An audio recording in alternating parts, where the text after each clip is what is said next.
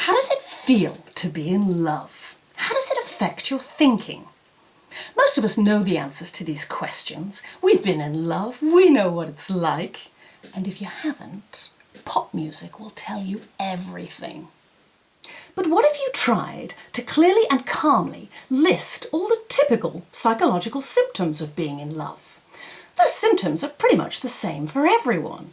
Being in love feels exceptional to the individual, but it's an extremely common human experience and is happening to a lot of people around you. That bus driver, he's in love.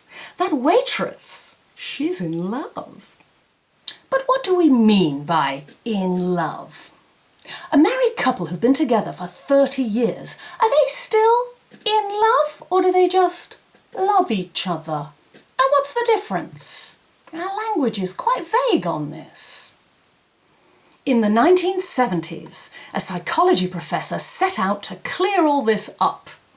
Dorothy Tennov scientifically investigated and catalogued all the typical thoughts and feelings of people in love.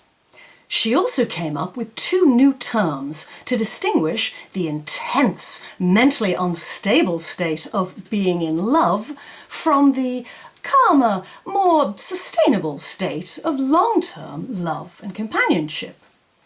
The first state she called limerence.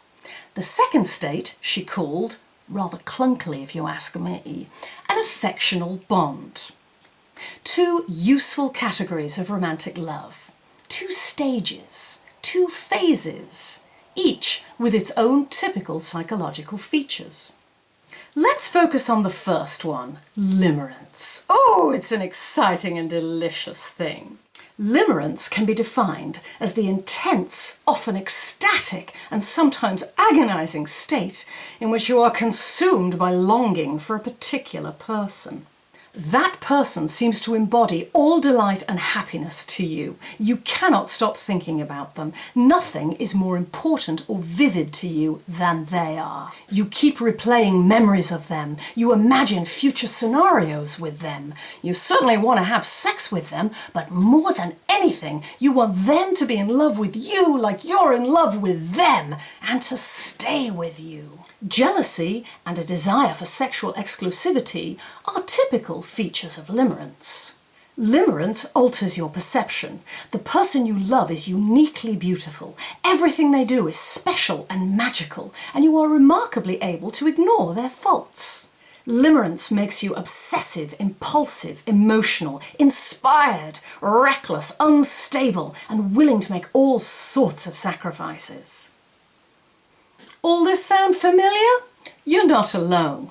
Limerence is a natural human experience. It has existed in all cultures and in all periods of history, although it has been valued differently. Some have seen it as a dangerous madness. Others have seen it as a glorious blessing.